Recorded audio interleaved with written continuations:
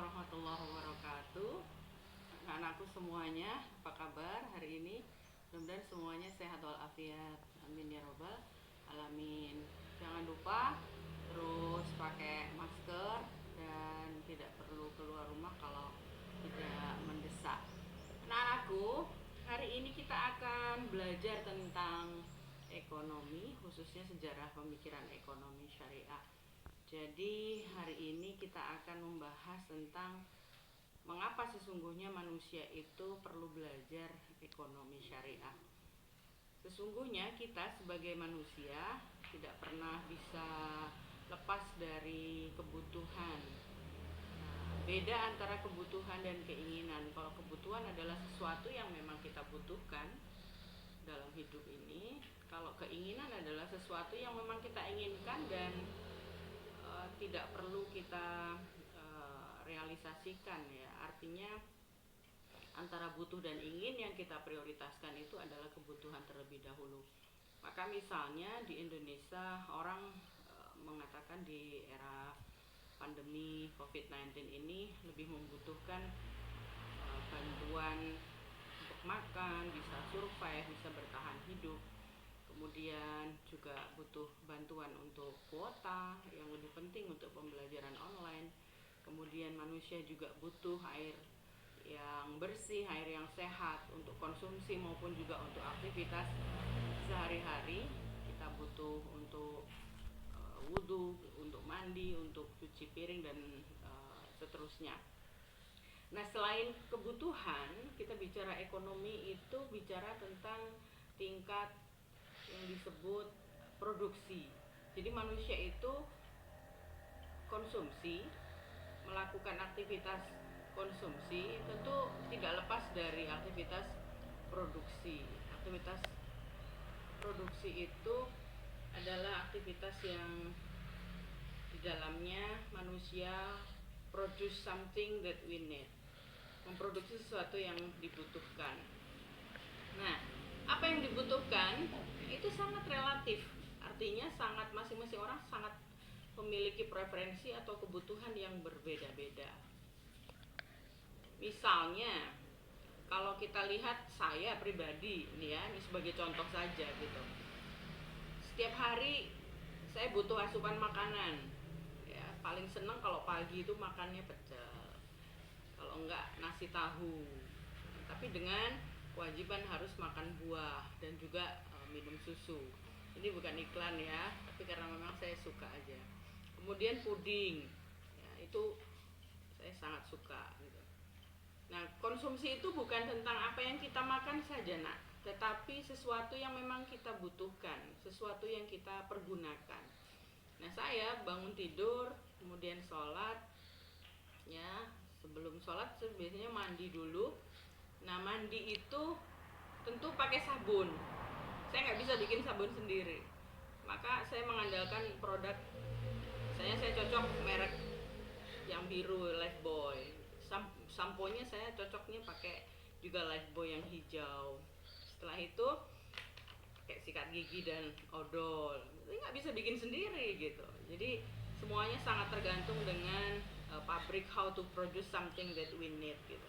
Sesuatu yang kita butuhkan, yang itu nggak bisa kita produksi sendiri dan dipenuhi oleh produser ya, dalam produsennya dalam hal ini pabrik-pabrik, PT-PT yang membuat produk ini. Kemudian habis mandi pakai hand body, kemudian juga minyak kayu putih atau minyak telon, ini hobi saya. Nah, di rumah itu selalu juga ada hand sanitizer, wajib ya, ada 2, silahkan pilih. Anak saya biasanya paling suka pakai yang gel ini. Begitu juga mungkin kalau dulu ketika ada pembelajaran di kelas ini sangat dibutuhkan yang namanya spidol. Tapi hari ini barangkali karena lebih banyak pembelajaran online menjadi tidak banyak dibutuhkan. Maka sekarang ini yang paling penting adalah ketersediaan listrik, suplai listrik dan juga suplai kuota. Ya, saya sudah lama pasang speedy untuk aktivitas sekolah saya waktu saya ambil S3. waktu itu banyak sekali tugas-tugas numpuk, banyak sekali referensi yang harus dibaca, baik referensi berbahasa Inggris, bahasa Arab maupun bahasa Indonesia, sehingga butuh ya speedy yang cepat ya, tidak cukup hanya mengandalkan kuota. Nah, sesuatu yang kita butuhkan itu sesungguhnya belajar kalau kita lihat dari pendapatan orang. PDB kita berapa negara kita? Rata-rata penghasilan orang per kapita, per manusianya itu berapa? Apakah orang misalnya dalam sehari dia harus earning money, harus mendapatkan uang, bekerja mendapatkan uang misalnya dengan angka di atas 20.000, 25.000 atau berapa gitu. Nah, itu nanti PR-nya minggu depan, berapa PDB kita ya. Silahkan itu PR-nya minggu depan. Dan kalian bisa merujuknya di misalnya websitenya Kementerian Keuangan, kemudian juga bisa di buku-buku ekonomi.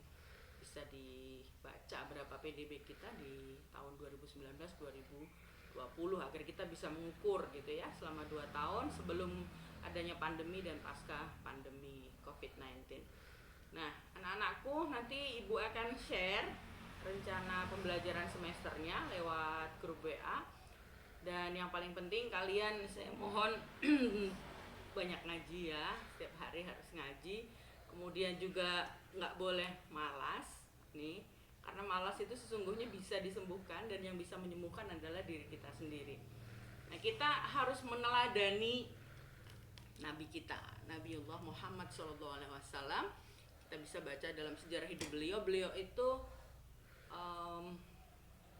utusan Allah, suri toladan kita yang kehidupan ekonominya, kehidupan berkeluarganya, kehidupan sosial kemasyarakatannya itu wajib kita tiru. Ya, bagaimana perjuangan beliau ya, dari sisi ekonomi banyak sekali beliau di backup oleh sahabat-sahabat yang hebat ya. Ada Abu Bakar, Umar, Utsman, Ali yang kita tahu dalam sejarah Utsman adalah sahabat Nabi yang paling kaya.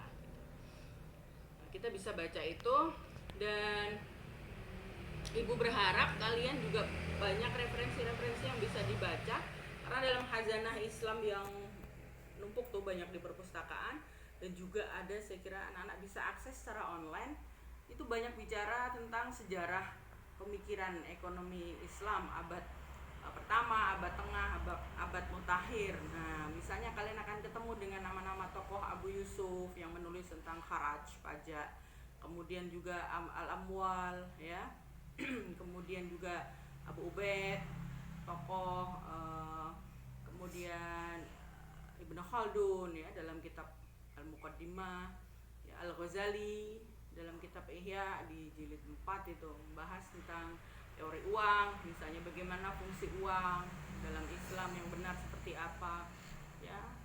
Kita tidak boleh menumpuk uang, tapi dalam agama kita harus ada distribusi, misalnya ada konsep infak, ada konsep sedekah, kemudian ada konsep wakaf. Indah sekali itu ya. Nah, kemudian bagaimana konsep baitul mal misalnya di awal-awal di periode Umar bin Khattab, kalian juga harus belajar nanti baca di RPS saya ya. Nanti untuk pembagiannya kita tunggu petunjuk dari saya nanti via WA. Nah, anak-anakku bisa akses juga buku-buku ekonomi ya. Ini bicara tentang produk halal. Kalian juga bisa melihat bagaimana Indonesia ini banyak sekali lembaga-lembaga yang mengatur tentang ekonomi. Ada Kementerian Keuangan, kemudian juga ada OJK yang mengatur pengawasan ekonomi khususnya di lembaga perbankan dan seterusnya ya. Kemudian juga ada BPOM yang mengawasi tentang keamanan produk makanan dan kosmetik, obat-obatan.